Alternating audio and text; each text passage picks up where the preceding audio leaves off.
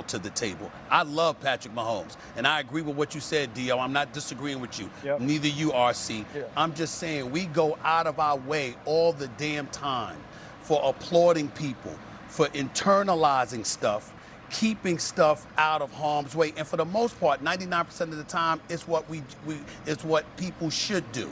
But that 1%, and just that 1%, some moments, it's necessary to call it out, because if you don't, people gonna still drag their feet, be a bit lackadaisical, not prioritize what they're supposed to be prioritizing, don't want to hold themselves accountable, and everybody sinks because of it. All I'm saying is, while you so sit up there with your soliloquy, telling the audience what you love about Patrick Mahomes, and I get it, and I agree with you, all I'm saying is, don't forget that 1% of the time it's necessary to hold folks accountable. That's all I'm saying.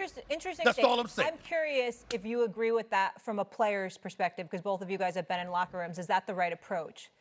I think as a quarterback, and we're often taught, and from a very early age, it's always your fault.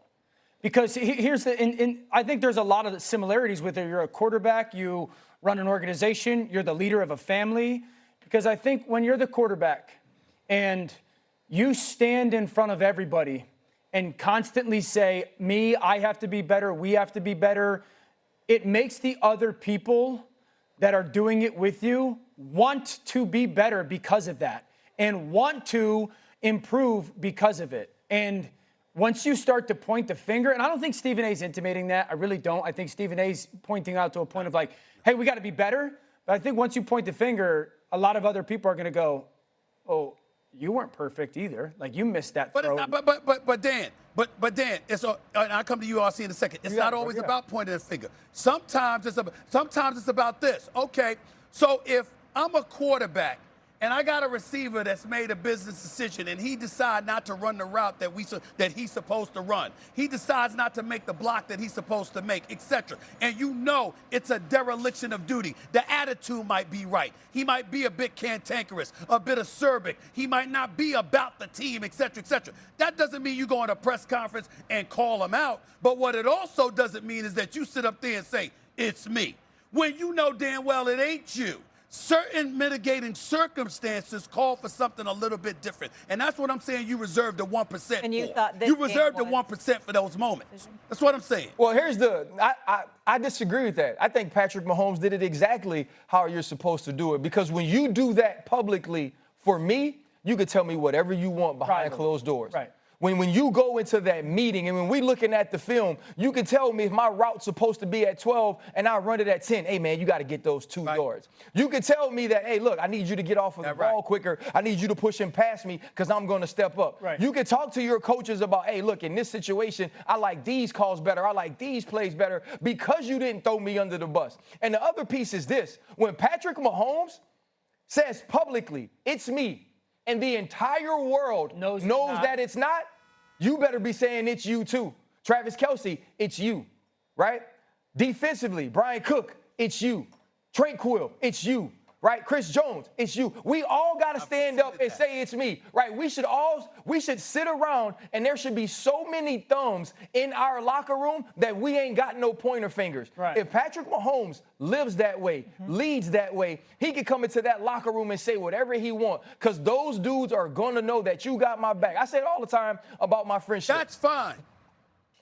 That's fine, but that's not what I'm saying. Because you're absolutely right about that. Again, the 99% of the time. But if RC, if you're the leader and I'm working under you and you have taken hit after hit after hit, okay, publicly, privately, you talk to me 10 times, 15 times, and I ignore you, I disrespect you, I disregard you, etc. Because we know of NFL players who have done this. We can go through a litany of storylines over spanning decades where quarterbacks and certain players were not on the same page, and clearly it was some truculent stuff going on with one another where they had attitude, etc., etc. One person was more responsible than another. The other person was more egotistical than the other. When that happens, How many hits do you take publicly before All you of at them. least take a deep breath and All just of them. say Hey, nothing? take 'em off. And just say Setting the nothing. tone I for didn't say more than that. Just accountability. say nothing. That's exactly what he's doing Yeah, through his leadership, take 'em Stephen A. off. He's Take 'em setting off. the tone for accountability, and off. that's what Ryan's saying, that at all the other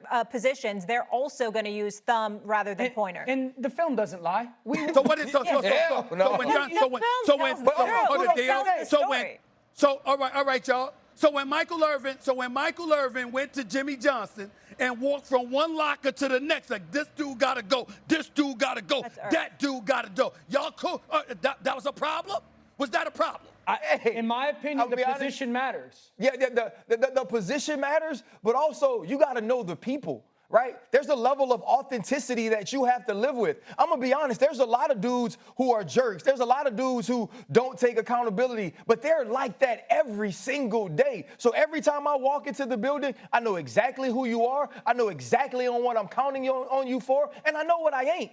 This is who Patrick Mahomes is. Yeah. Patrick Mahomes isn't the dude that was always expected to be the next great or to be a dude that's going to be in a conversation with Tom Brady. He wasn't that. Patrick Mahomes had to earn this. And the one thing I'm going to say about at least most players I know, when they don't do it right, it's not because they ain't trying. Right.